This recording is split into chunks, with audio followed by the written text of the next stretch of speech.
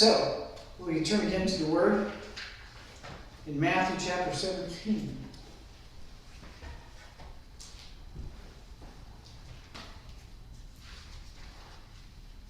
And when they had come to the multitude, a man came to him, kneeling down to him and saying, Lord, have mercy on my son, for he is an epileptic.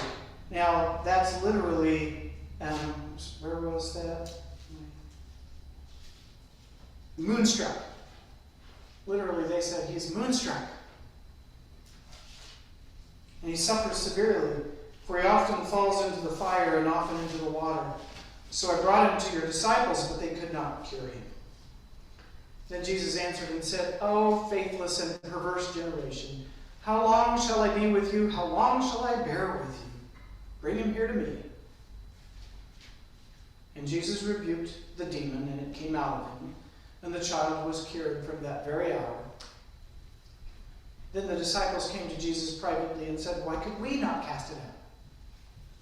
So Jesus said to them, Because of your unbelief. For assuredly I say to you, if you have faith as a mustard seed, you will say to this mountain, Move from here to there, and it will move. And nothing will be impossible for you. This is the word of the Lord.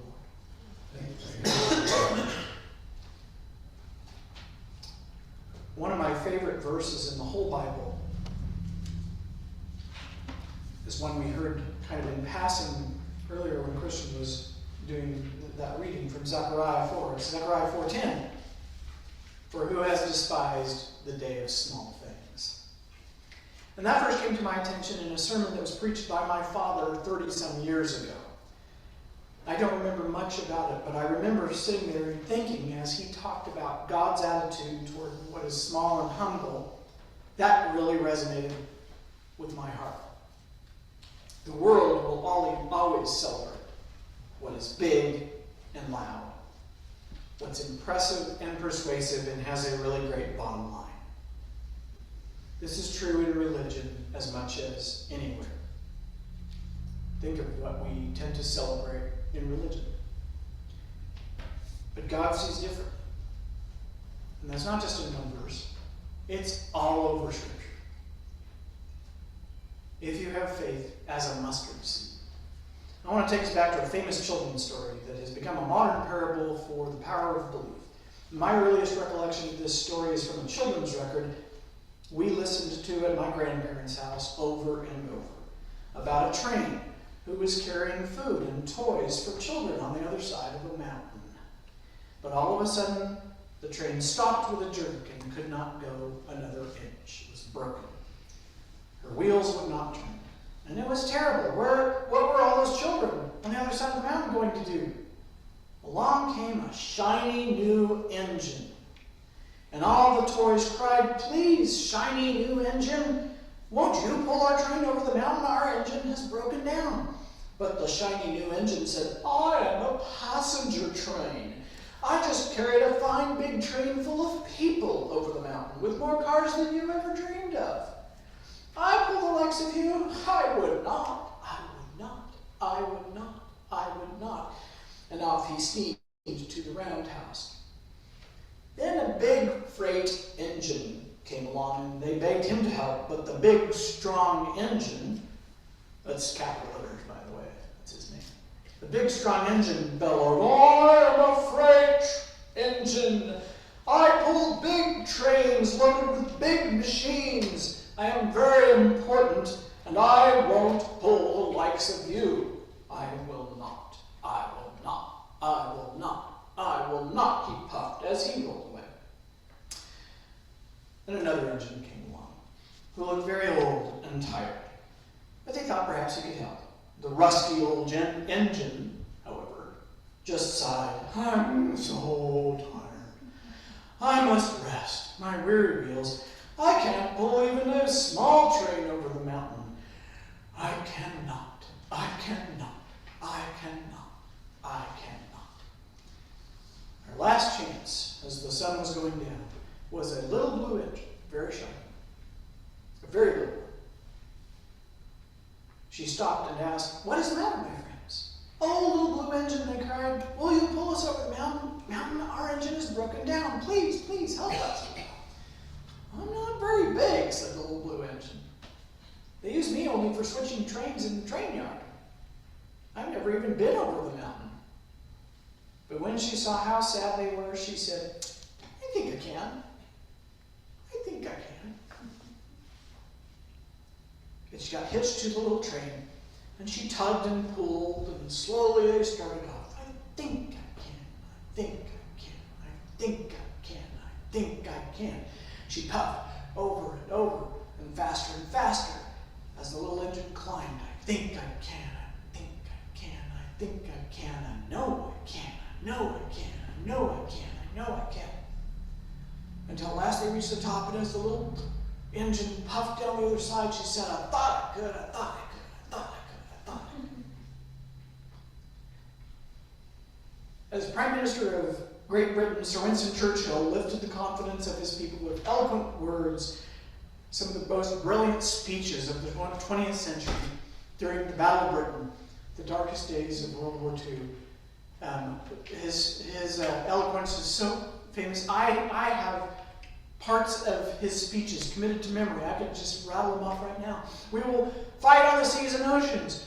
We will defend our island, whatever the cost may be. And if the British Empire and her Commonwealth last 1,000 years, men will still say this was her finest hour."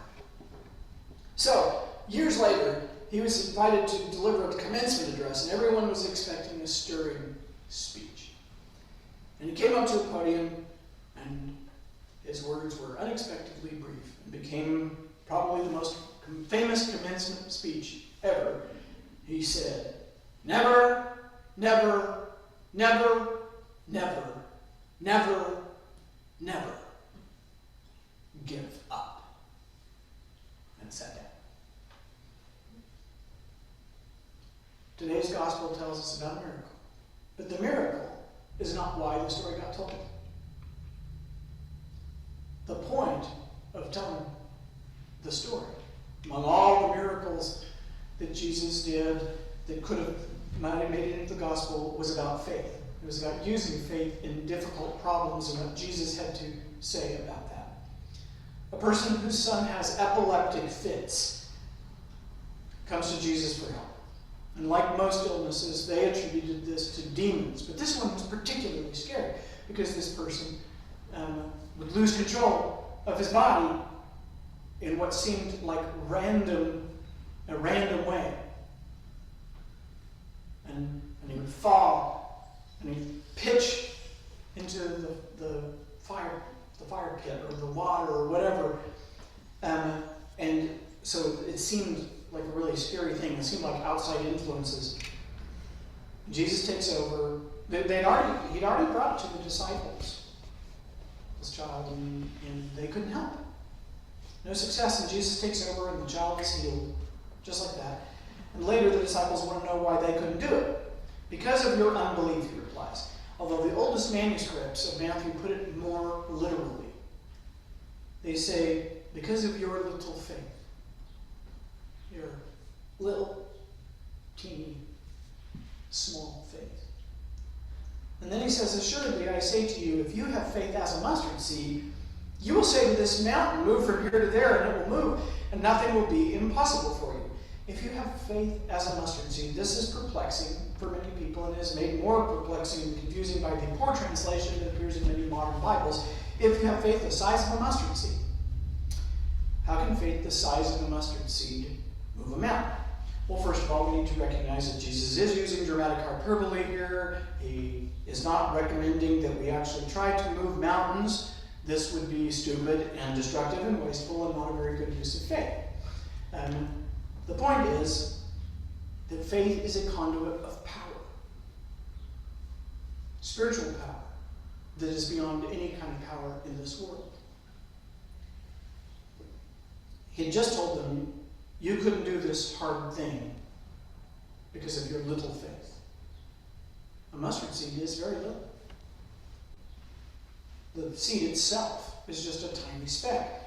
So if we say you only need faith the size of a mustard seed to move metaphorical mountains, that doesn't make sense. although we can use it, and we do use it, as a kind of comforting cop-out. Well, Jesus said we don't really need much faith, just a little tiny bit. But what is in that mustard seed? Potential. Tremendous potential. And in another parable, the one Jacob and I were talking about, Jesus says the kingdom of heaven is like a mustard seed, which is the least of all seeds, but when it is grown, it is the greatest among the herbs, a bush so large that birds come and lodge in its branches, out of all proportion to its beginnings, its apparent beginnings, what we could see when that seed was thrown on the ground. So we ask the wrong question. How big is the mustard seed? When we ought to ask, what kind of faith does the mustard seed have? Because he says if you have faith as a mustard seed, that is faith like the mustard seed's faith. What kind of faith does a mustard seed have?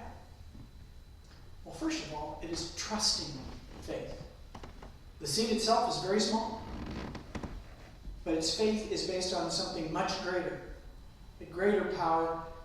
It's the power behind the universe itself, and that power is in us. What did Jesus say? The kingdom of God is within you.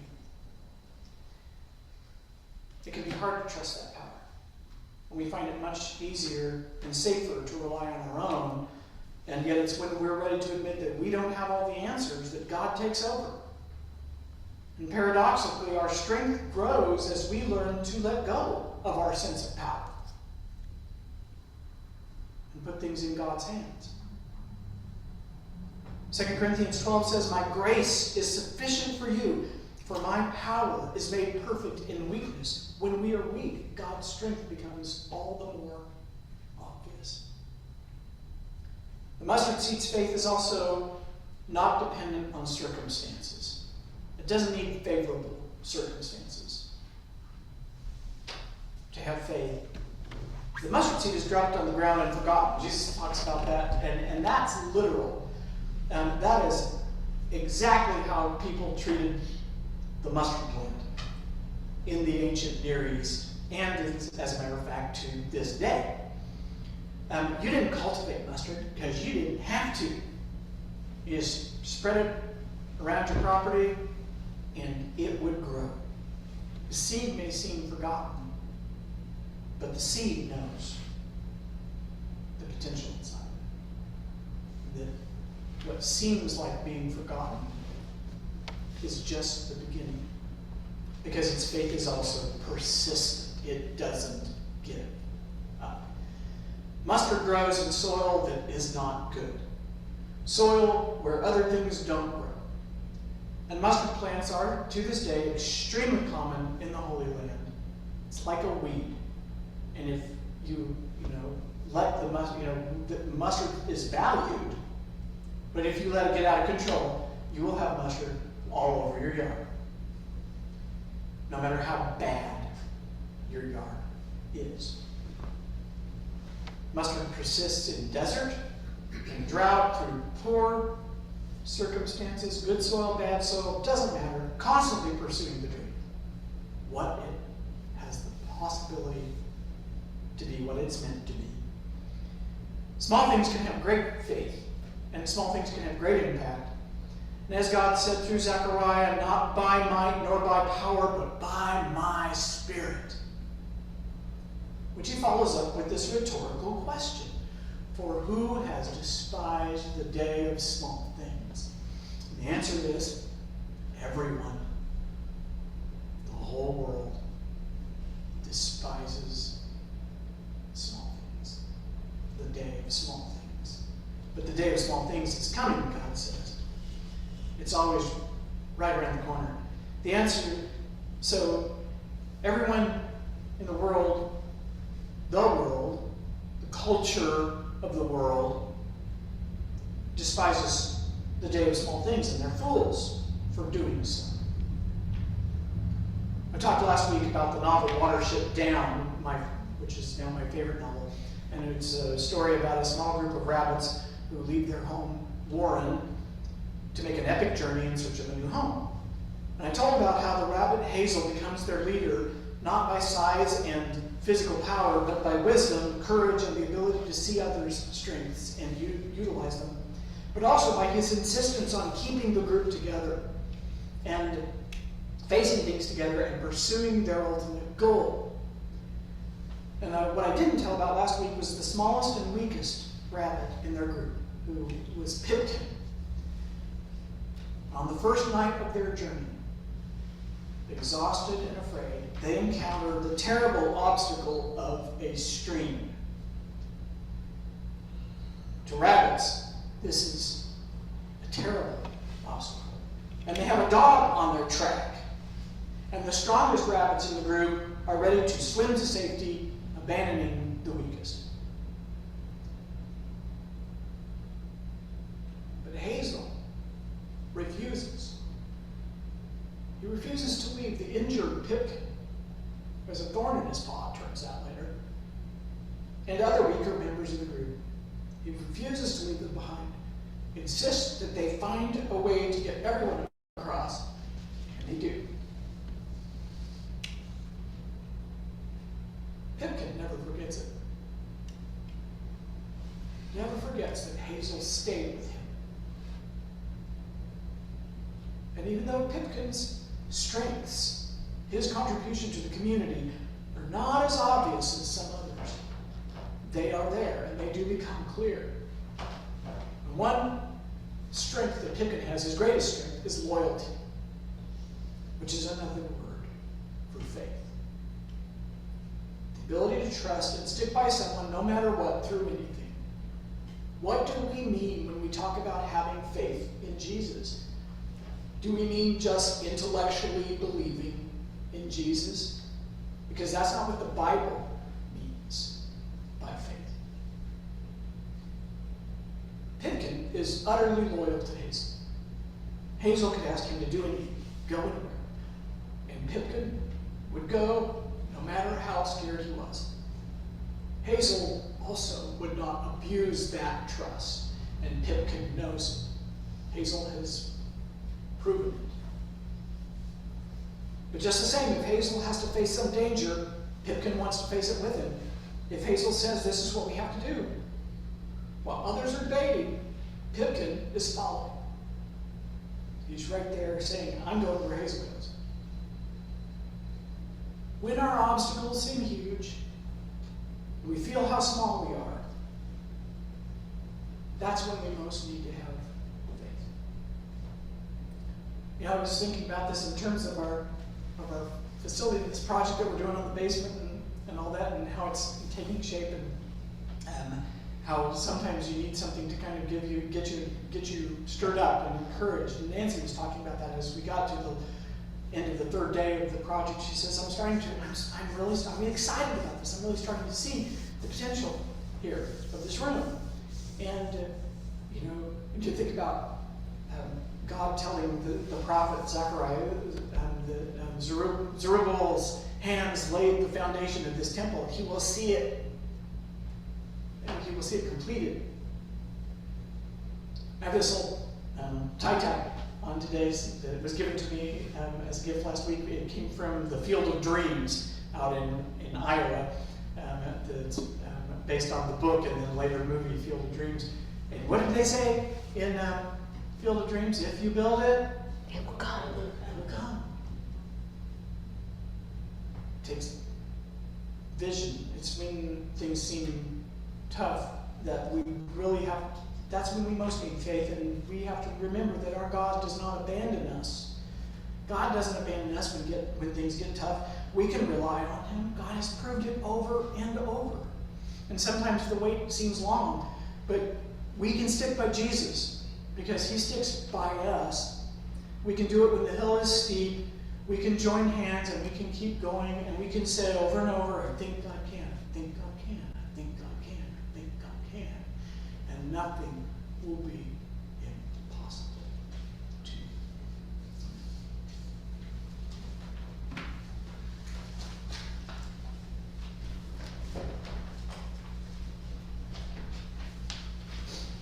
Our hymn of commitment today is we're marching to Zion. I invite you to join me in standing as we sing.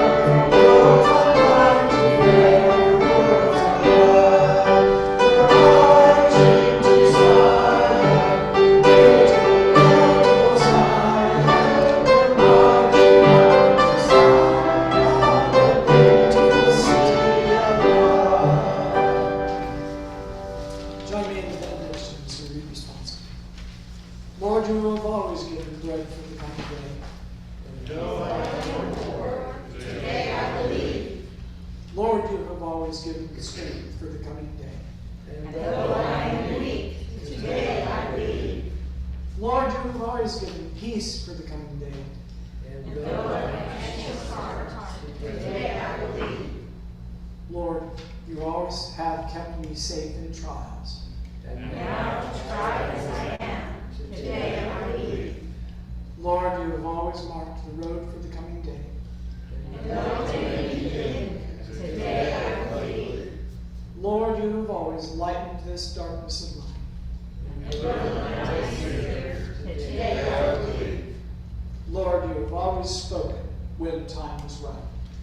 Though these silent now, today I believe. Amen.